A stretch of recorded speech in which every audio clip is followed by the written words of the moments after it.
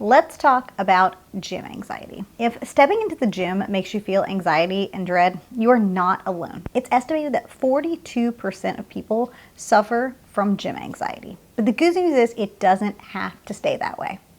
What's up, mamas? Alexandria here. I'm a 35-year-old toddler mom, but I'm also a licensed therapist for over 10 years and a self-professed gym rat. After I lost over 40 pounds postpartum, it transformed my life, and I realized that psychology and understanding my mind was actually the ultimate key that I needed to be the most successful version of myself and lose the weight and be healthier.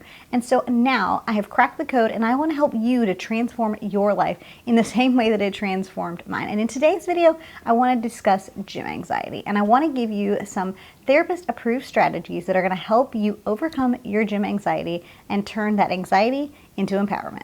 So if you're ready, let's get started. So, what are the most common causes of gym anxiety? Well, if you think you already know, stay tuned, listen to this whole part because there's some really cool information that I found in my research that I wanted to share with you and I think might be super useful. So don't skip this part, keep watching, I promise, it'll be worth it. But some of the most common ones are, of course, social anxiety. When we think about a post-pandemic era, we know, I physically see it in my office and the research is showing that there are higher levels of social anxiety in a post-pandemic world. We lived in our own personal little bubble and didn't leave our house for extended periods of time. And that in and of itself can cause increased anxiety and not being able to leave and go places. But additionally, it helps us to kind of get used to being in our own bubble and being in our own personal space, which indicates that we're more likely to be socially anxious. And so I've noticed it in my office, as well as the research is showing that there are so many people that are experiencing more social anxiety than ever before in this post-pandemic world. And of course, the gym is no exception to that, outside of our bubble. And for many of us, if you started working out during the pandemic, you were working out at home and from home. And that's a great option, and there are great benefits to doing that too. But for some, that's not an affordable option, or that's just not a reasonable long-term solution because weights are expensive, and the more you lift, the heavier weights you're going to need. So eventually, you're probably going to have to find your way into a gym at some point. But if you have anxiety, you can't do that. Next is the fear of not knowing what to do. Now, this is very much for my beginners to the gym, because I think a lot of newbies suffer with social anxiety from going to the gym, but I also think it's something that's common for folks who've been working out for a while, and it's a sense of not knowing what to do. And when you get into the gym, there's lots of equipment and things, and if you're not sure exactly where to start or how a certain equipment can work, that can be super anxiety producing because, quite frankly, it can be embarrassing. I distinctly remember some of my early times of going into the gym and not knowing what to do. And for some, not knowing what to do can make you feel extremely stupid. And I don't know many people who like to feel stupid. Now, some of you are like, I don't give a flying fart in space what somebody thinks of me when I'm rolling up into the gym. And that is me now, but that did not used to be me. I used to get really anxious and be looking around. Can you name that movie quote? Can you? I want to know. Name the movie quote. But it's one of those things where, because I didn't know what I was doing, I would get really anxious. And if you're someone who's easily embarrassed, not knowing what to do can be extremely embarrassing. And in order to avoid that, we just avoid those situations altogether, which of course is the gym. Comparing ourselves to others at the gym is another common cause of gym anxiety, obviously, because if we are worried that we're going to not be as fit or feel as well in shape as everyone else in the gym around us, it can make us feel really insecure about what we're doing. And it's actually called social physique anxiety. There's a specific name for it, which I didn't know. And I thought that was really interesting. And this is actually more common in folks who experience higher levels of body dissatisfaction, which to me makes a whole lot of sense. If you're less satisfied with your body, you're much more likely to compare yourselves with other people in the gym who are more fit than you.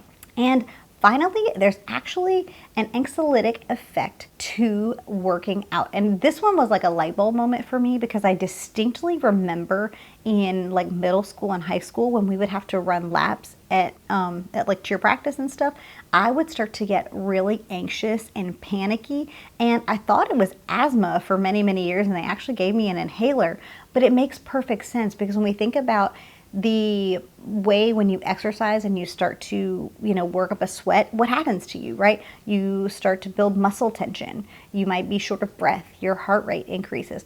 All of those can feel like a panic attack. And if you've ever had a panic attack, you know how scary that can feel. And if you're someone who is already prone to anxiety and prone to having panic attacks and panic like disorders, then you are much more inclined to feel anxious and nervous about the physical act of exercise, especially if you're doing at a high level of intensity, because your body's like, holy crap, this feels like a panic attack. And of course, we don't want to experience that, right? And so it's a relearning process of understanding that you can get to those levels without producing that level of anxiety. And I actually think that having the Whoop strap is really, this is not sponsored by Whoop, by the way, but I think that really helped me to unlearn that anxiety and see that my body was capable of handling such a high heart rate, and that I actually wasn't hurting my body, I was helping my body. But that was something that was like a really aha moment for me. So I'd love to know if any of you experienced that as well. I'm sure it's not just me, but if it is, that's cool too. But I'm curious, have any of you experienced that anxiolytic effect from exercise? Like, does it make you feel anxious? I'm super curious to know. What can we do about this? Now that we have a better understanding of what causes gym anxiety, it's important for us to be able to understand what we can do to combat it. And when you think about therapeutically speaking, there are two forms of treatment protocols for anxiety that have the most efficacy in terms of anxiety treatment, and that's going to be cognitive therapies as well as different exposure types of treatments. And so we're going to cover each of those in today's video. The first one being cognitive reframes. Now, I want to encourage you as you start on this one to pause the video really quickly, and I want you to take inventory of all the negative feelings you have associated with going to the gym and being inside of a gym. And I want you to take note of all of those. And if we miss one or there's one that we don't cover in the video today, I would encourage that you please, if you feel comfortable doing so, I know that's a big ask, but if you feel comfortable doing so, if you want to leave it in the comment section, we can sort of walk through it together. I won't be able to do that for every single one if there's like a ton of comments, but if you want to leave yours and kind of compare and contrast with other people, if you feel comfortable doing that, I know that's a lot to ask, it's a big vulnerability reach, so if you're comfortable doing that, I'd love if you would leave that in a comment and we can go through it together. But let's cover some of the most common ones, okay? So I'm going to go through the statement and then the reframe and then the justification for said reframe. All right, are you ready? Reframe number one, or thought number one, is everyone's judging me. The new thought would be most people are focused on their own workout, not what I'm doing. Reason being is that people at the gym are usually more concerned about their own stuff and what they're working on than they really are about you. And honestly, quite frankly, I know this is a hard sell for a lot of people, especially people that are new to the gym, but quite frankly, if somebody is looking at you at the gym, they're probably waiting on your machine if you're using a machine. Or they want the pair of dumbbells that you're holding, and that's the only pair that's left. Like, more often than not, the people looking at you at the gym, or they're also thinking, I wonder if I know them. Those are the most common things that I see like coming up at the gym. And sort of gym etiquette is really weird because like people don't really ask you for things. They just sort of like look in your general direction and expect you to know. I'm one of those people where I'm like, hey, can I use that set when you're done? Or like, hey, can I work it? I'm that person, but not everybody is that person. And I respect that. But if you think that people are judging you or looking at you, the likelihood is very low. And most of the time, people are just trying to use the equipment that you're using, quite frankly. But I know that's a tough sell because when we get in our head about this kind of stuff, it's easy to think that everyone's staring or judging. Reframe number two, I don't belong here. This is a really tricky one, but I want you to challenge that with a new thought of everyone starts somewhere, and I have just as much right to be here as anyone else. It's important that we acknowledge that every journey begins with a first step, and that includes a fitness journey. And every person at the gym was once a beginner. I promise you that every single person that walked in that gym at some point was a beginner, and they do totally understand. And I promise you that they're not judging you. I know that, again, I know that's a really hard sell, but more often than not, the people that I have experienced at the gym are much more likely to come up to you and be like, hey, you rocked it, like, or give you a high five or like a fist bump if you're comfortable with that, to encourage you or tell you that they saw you rocking it. And so I want to encourage that you belong at the gym. If you want to be there, you belong there because everybody starts somewhere. And maybe you're a person who started your fitness journey at home during the pandemic or whatever. And so maybe you're just sort of anxious to like take those skills to the gym. I promise you, you didn't learn all this work and do all this hard work at home to not be able to do it at a gym. You're very capable. And so I want to encourage you to reframe your thought in that way. Reframe number 3, I don't know what I'm doing. Okay, I totally get it. As a gym newbie, it can be extremely scary to like walk into the gym with all this new crazy equipment. And of course, there's like the cardio equipment on one side, and then they've got the like regular dumbbells and all that stuff in one area, and then they've got the machines in the other area. And it can be super intimidating to walk into a gym and feel like you don't know what you're doing because there's so much stuff to learn and to do. And I totally can appreciate the sense of like anxiety and dread of walking in and worrying that you're going to get something wrong. But I want to challenge you with the reframe of I can start small and learn as I go. Asking for help is a sign of strength, not weakness, because it is actually perfectly acceptable to ask gym staff, ask other members of the gym for help or a question if you have it. And really the worst thing they can say to you, most likely and more often than not, is no. We're adults here. I know it can feel like, especially when we think about like hearing the word no, can cause a lot of anxiety for a lot of people, myself included. I'm like, well, what if they say no? What if they say no? The likelihood that they're going to like make fun of you, right, is not very high because we are adults here. And if they do, that says a whole heck of a lot more about them than it does about you. Okay, let's be real here. And I think that's the challenging thing, especially if you are a naturally anxious person or a person who was bullied as a kid.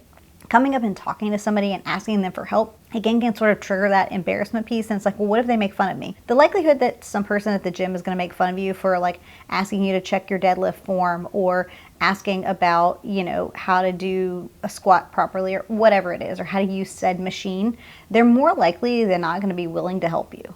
And listen, if you're loving this video and finding it helpful, I would love if you would hit the thumbs up button. That lets YouTube know that this video is useful and helpful, and so it helps to reach the people that might need to watch this video as well.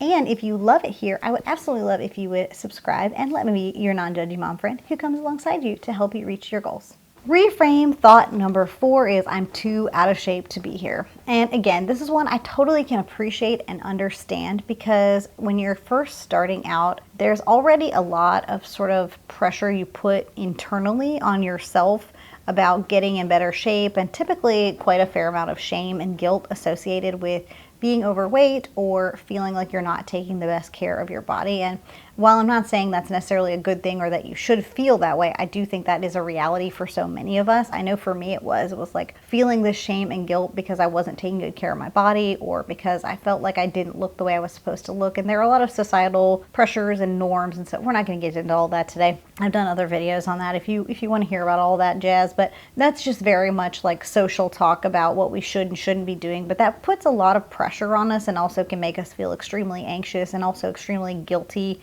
and shameful about our body and its appearance. And so sometimes walking into the gym is basically like, it feels like we're like slapping a stamp on our face.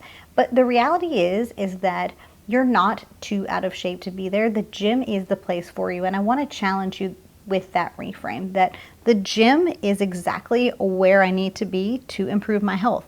And every step I take gets me closer to my goals, because it's true. If you're showing up for yourself and showing up at the gym, that's exactly where you need to be, regardless of where you're starting from. Because again, like we talked about in one of our other reframes, everyone starts somewhere. You're not alone. And the final reframe for you is people will see that I'm struggling.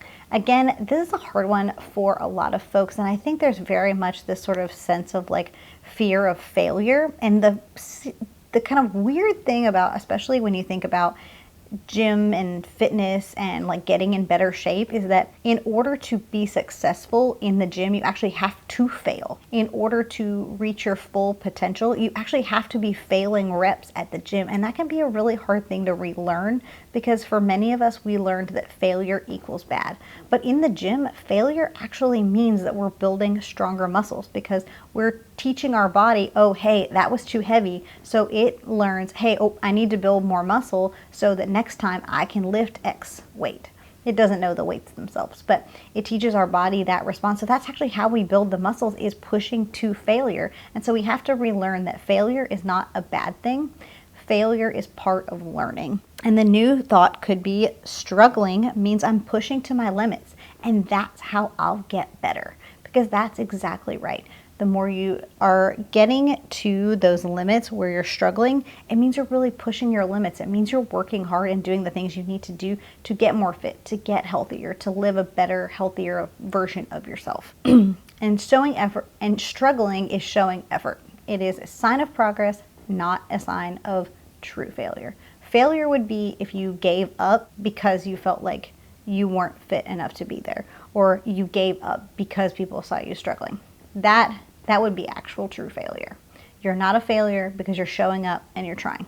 Now, these reframes can be super helpful and super effective over time. But the challenge is, if you've seen any of my other videos before, you've heard me talk about cognitive dissonance, but I'm going to quickly go over it again just in case you haven't seen those videos. But the idea of cognitive dissonance is basically the idea that we know things in a certain way, and so initially when we communicate something to ourselves, we don't believe it. It's like if you learned that 2 + 2 was 5 for your entire life, and someone taught you that 2 + 2 is 4. Originally, when you hear that, you're going to be like, no, wait, 2 + 2 is 5. But no, it's actually 4. And so with cognitive dissonance, it's the same thing when you think about it in any of these other reframes that we just talked about. So it's going to take some time. The research suggests around every day for 30 days minimum to start to change and rewire the neurons in our brain that are interconnected. And the neurons that fire together wire together.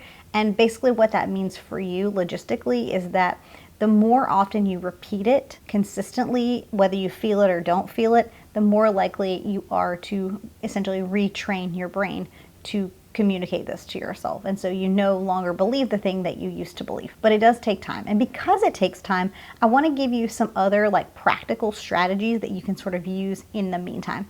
And this is where we're going to talk about some of those exposure therapies like a fear ladder. Now, I would draw you a fear ladder, and hopefully I'll be able to put some like computer resources together because I have the handwriting of a 5-year-old. So if I draw it for you, you're not going to be able to read it. So I'm going to do my very best to create one electronically for you so you can actually read it. But the idea of an exposure ladder is building yourself up to the thing that gives you the most anxiety and sort of working our way down. So typically when I'm creating them with clients, I will have them start with the thing that makes them feel the most anxious, and then we work our way down to the thing that makes them feel anxious, but less anxious than the top. And we sort of progress our way down. So I'll give you an example, and you, of course, feel free to write this down for yourself too. So let's consider what you might be most afraid of might be a crowded gym. So we're going to put that up at the very top of the ladder. But something that makes you feel slightly less anxious would be a less crowded gym.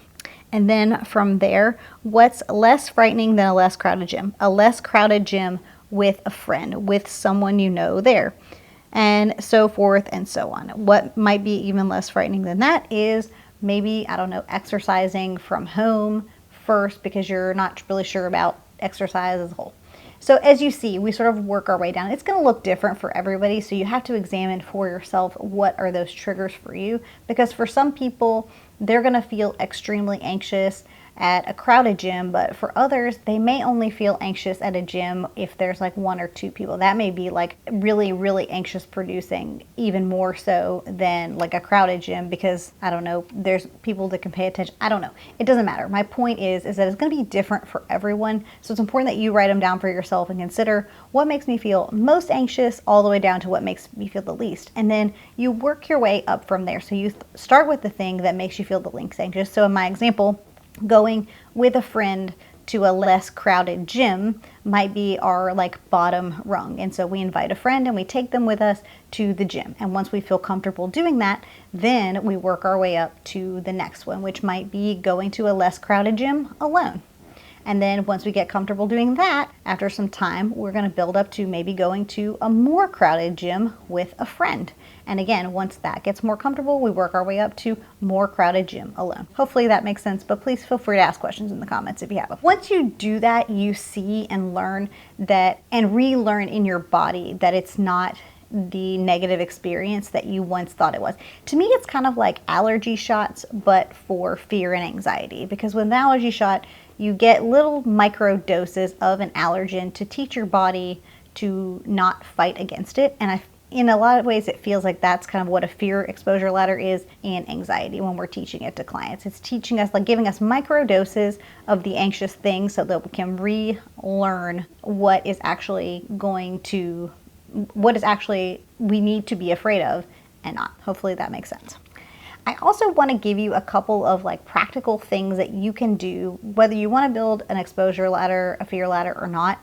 These are some practical things that you can do that can help you alleviate some of that anxiety. Number one is just practice and research before you go into a gym. By practicing like the movements that you're gonna do and like seeing yourself do it, or researching like what kind of gym equipment you wanna use and seeing how people use it before you ever go into the gym, can make you feel a lot more confident, because then you don't have to worry about, I don't know what I'm doing, because you did the research. You already know, oh, well, this machine is for shoulders. This is how I use it. This is how I change the pins. And so you don't have to feel like you have to ask for help, and you also don't have to feel like you don't know what you're doing, because you do in fact know what you're doing. And number two goes along with this one, which is plan ahead and know what you're doing before you ever step into the gym. So it's not only just about like knowing how the equipment works before you step into the gym, but knowing what you're going to do, know what exercises that you're going to do, and have a plan before you go in. One of the absolute best things for my anxiety was YouTube, because before the advent of YouTube workouts, I would try to go in the gym and I just make stuff up. Like, I didn't know what I was doing, and half the time I didn't get halfway decent workout because I was just like, oh, well, that guy did these, so I'm gonna go do these, and this chick did that, so I'm just gonna do that, because I didn't know what it was doing. But now I can go in and I can have a workout prepped and ready to go in my phone. Where's my phone? Whatever. I can have it in my phone and I can go through the workout, or better yet, I can take my headphones and I can watch a video and I can just follow them, because I know that they know what they're doing. And I take Caroline workouts with me to the gym all the time. I don't necessarily need to take Caroline workouts to the gym with me anymore, because as you get better, you build confidence. But when you're, trying to overcome gym anxiety, take a workout you're comfortable with. Watch the workout ahead of time, know what you're going to need, maybe even practice some of those exercises like we talked about in number one. And the other piece of that is that by having yourself a plan, you already know like just exactly what you're going to need, what equipment you're going to use, so that you're well prepared. Number three is wear headphones. Headphones are great, especially for people who are easily overstimulated by a lot of loud noises. And I'll be honest, in the gym, there's a lot of grunting and loud noises and machine slamming and dumbbell slamming, even though they tell you not to slam the dumbbells. There just is. And the grunting can be intimidating, but it's just part of gym culture. It just is what it is. And one day you will be a grunter. You don't think that you will be, what you will be. I'm a grunter even at my own home. So if you're pushing hard enough, you just eventually end up a grunter. Okay, anyway, sorry. My point is though, but that can be really intimidating and really anxiety provoking, especially for newbies at the gym. And so I encourage you to wear headphones, so you can listen to / hear a potential workout that you're going to be doing. But also if you are using like a different device, like you're using like a scheduler or something and you're not watching a YouTube video, you can also play music, which music has the ability to calm and sort of alleviate anxiety in our body and like help us to calm down. And so you can play some music that keeps you calm and keeps you regulated in order to keep yourself from getting so worked up as you're trying to go through those workouts. Number four is go with a friend, or at least somebody that you like sort of know, or like an acquaintance of some kind. Or if you've got the money to and you feel like doing so, you could also hire a personal trainer. By having someone that's familiar to you, or that somebody you know already knows what they're doing, can help to alleviate or moderate that sense of anxiety that you feel, because if you have a question, you have a person there to ask or to talk to as you're going in between all of your different sets and reps and things. So it may behoove you, if you have the money and you want to, you could hire a personal trainer, or you could just go with someone that you know and you guys go together and learn together. And number five is go to the gym at less crowded times. Now, a lot of gyms I'm noticing have on their like app, you can see how many people are sort of checked in at their gym at any given time. And so that could be a useful way to kind of look and see when your gym is less crowded. I tend to find that like super early in the morning before that like 7 a.m. crowd hits is usually a pretty good time to get your workout in, if you can get yourself up that early. But I find that, lunchtime and that early morning right before work time, and also right after people get off of work, are usually the busiest time. So if you can try to find a time to go that's off peak hours, that might feel less anxious producing for you than having more people at the gym and having busier equipment and trying to work in and all of those sort of things. But also, if you're watching this, and maybe it is January that you're watching this video, but if you're watching this, I don't recommend starting at the beginning of the year. Like January, like basically all of January is essentially a wash unless you go like super, super, super early in the morning, because everybody is starting their new fitness goals then. But by February, usually like 80% of those people unfortunately have dropped off. And so it's safer.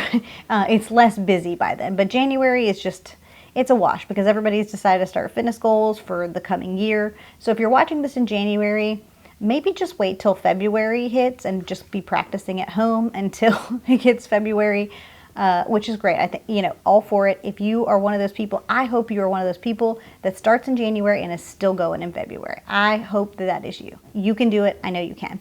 But I say that to say that January is just always busy. So just keep that in mind depending on when you're starting. So if you're watching this now as it's uploaded, start now. Don't wait, start now.